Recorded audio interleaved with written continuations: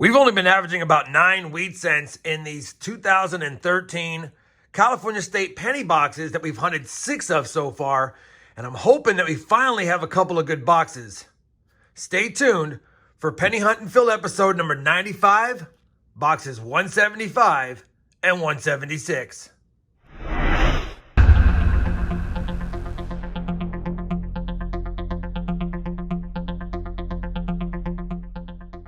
Hey everyone, it's RobFindsTreasure and welcome back to my channel. No long intro this time. You guys know the mission. We're on the quest to complete this Lincoln Penny Dansco album. We've been stuck at 200 of the 234 cents found, and we've hunted 174 boxes for the series.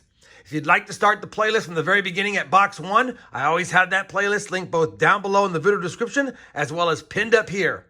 In front of me, I have 2 more California State penny boxes from 2013. One has that 13 label and one does not have the date stamp. And I'm hoping that because the date stamped ones have been tough, that maybe this first one will be a better box. Now I'll give you a look at the book after I've compared the finds from the hunt to it to see if we have any upgrades or additions. But for now, we're going to slide it out of the way and get right to the box opening. We are in desperate need of finding something for the book, or at worst case, just having a good penny box to hunt would be nice. Let's crack open this top. All right. I don't see any wheat cent enders, and that has been the dilemma here with these boxes. Now, these boxes, because they're older, we have been finding our fair share of copper cents. I've been scoping for varieties, but we have yet to find a variety and have yet to have a really good box. We're going to get right to the hunt. First roll is now out. As you guys know, as soon as I have a find, I'll bring it back in. And for those wondering, yes, they are 2013 boxes. I never have found a cent past a 2013 Denver in any of the 6 boxes so far. So, no more sitting back and waiting. Let's get this hunt on. Well, it took us 22 rolls to have our first wheat cent find of the box. Luckily, it's going to be a nice one. Didn't even notice it till I came upon it because it is in a pretty good red-brown condition.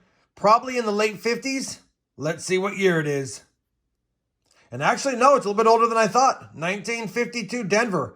Don't know if we need it as an upgrade, but it looks like it could upgrade if we don't already have a red-brown one in the book. Only one on the board, but it's a nice one. Copper's been good. Roll 27 is going to be the best roll of the box because it's going to have 2 finds and they're relatively close to each other. Wheat cent number 2 is a 1954 Denver. And wheat cent number 3, I think that's a 54 something. And that's a 1954 San Francisco. 2 1954 wheat cents in one roll. 3 now for the box. Roll number 28 is going to have wheat cent number 4 because when I splashed it out, I could see it peeking out right there. Looks like it could be old by the reverse, but we've been fooled many times. Wheat cent number 4. And that's going to be an oldie for sure, but it's a 1930 Denver. I thought it could be a San Francisco at first, but it's not. Just a 1930 D, but I will take it. It's nice seeing a 30s wheat cent in the hunt. I know we have this one, but still fun to see a 30s with a mint mark. All right, box is getting better. 4 on the board, many more rolls to go. Roll number 38, wheat cent number 5. 5th wheat cent is another 1954 Denver. Roll number 45, wheat cent number 6. I see that it's a 1950 San Francisco, first from that year, but 5 out of the 6 from the 50s. We have finished box 1 of this 2-box hunt, and as far as the 2013 California State penny boxes go, is about par for the course. 6 wheat cents found. We did get one 1930D, which I'll take, 3 Canadians, 4 59s, and 5 69Ss. As far as the copper, 2 pounds 11 ounces, so well on our way over 5 pounds again for a 2-box hunt, which I will take. But as I've said many times, in these type of hunts with these type of boxes, we just need more wheat cents and we need something for the book. Let's go ahead and crack open box number 2. This is the one with the date on it. These boxes have been doing about 8 or 9 wheat cents per box. And based on what I see a little bit less copper than normal. So this might have less copper than we normally get, but Still could be a good box. Maybe one with less copper on the outside has more goodies on the inside. All right, I'll be back with my first find of box 2, and hopefully we can get some more wheat cents. Roll number 53 of the 100 roll hunt, and we have our 7th wheat cent now. First from box, oh, and it's a 30s. First from box number 2, and it's a 1939. Obviously, we don't need that one, but that's 2 from the 30s now through 53 rolls. Roll number 64, wheat cent number 8. The 8th wheat cent hails from Denver, and it's a 1957. Roll 65, wheat cent number 9. Another 1957 Denver. Just laid out roll number 66, and I could see it by the edge. That's going to be a King George the 6th Canadian cent. Let's see what year it is. Probably in the 50s, maybe the 40s. 1951. We'll take that. Oldest Canadian cent found. That's 4 now for the hunt. Roll number 73 will give us our 10th wheat cent of the hunt finally.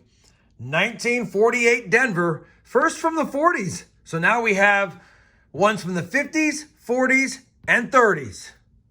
Can we get some more? Well, roll number 76 is going to give us our 11th wheat cent of the hunt, and it definitely looks like it could be old by the reverse. What year is it? And that's going to be a 1924.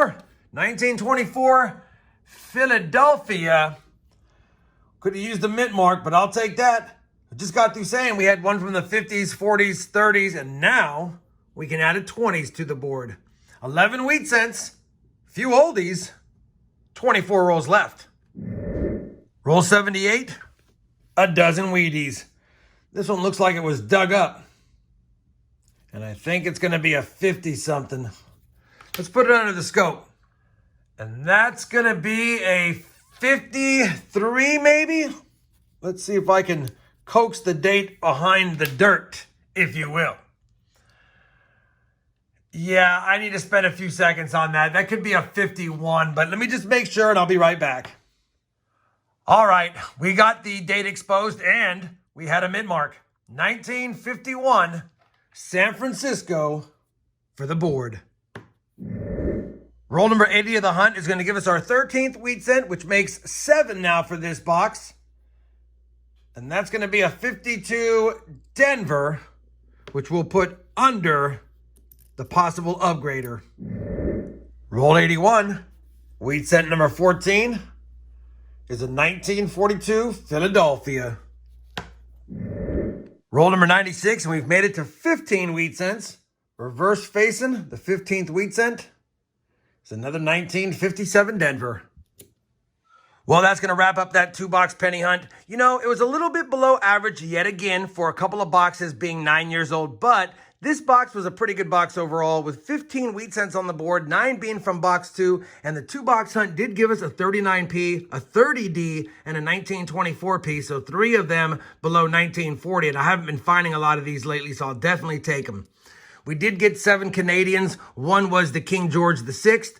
We got 5 1959s, one pretty nice 1960D small date, and then, of course, we ended with 7 1969 S's.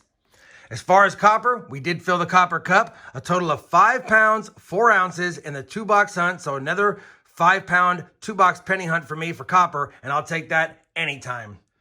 As far as the board's concerned, I don't know if we're going to have any upgrades or additions. Maybe some upgrades. I don't think any additions, but let me compare the finds to the album and bring it back with a final look at the book with some final thoughts. Well, I'm sitting here comparing the finds, and man, I don't know if that 1924 upgrades that one. I think even with the discolor mark, this one's not as nice, so we won't be upgrading the 1924. The 1930D is definitely not nicer than the 30D in the book, so we're not going to be updating that one. But I do believe the 1952 Denver is slightly better, a little bit more red than the one in the book, so we'll be upgrading that one. Let me go ahead and upgrade that, and then I'll be right back. All right, we have plugged in the one upgrade, that 1952D. Nothing else could be used. And that's unfortunate because I did think we might have a second upgrade, but I'll definitely take it. And the 52D is almost red. I guess it's red-brown, but it's almost red, and it's certainly a lot nicer than some of the other ones, so we'll definitely take that. Always good to get a red-brown or a red wheat cent for your collection. Now, after 176 boxes hunted, we are still stuck at 200 out of the 234 cents found. And I've said it in other episodes, there are findable cents, but there's not a lot of them in here that are under 50 million minted. And taking a quick peek, other than the steel cents, which are almost impossible to find in circulation, I might have to visit some Coinstars, we really only have a 1916p that we could probably find pretty easily if we can get an oldie in a box, and a 1911. Obviously, a 1909, I have found a handful of them, so that is possible as well, but only 3 coins other than the steel cents are left in the book with 50 million or more minted and are findable in circulation. And although we have found other of these ones missing throughout all the boxes I've hunted, we have not found them through the 176 boxes in this series. Hopefully you guys enjoyed this 2-box hunt. I did, and I know it wasn't that great, but it was still fun for me, and we got some oldies. If you did, I'd appreciate that thumbs up. And as always, everyone, happy hunting, and thanks for watching.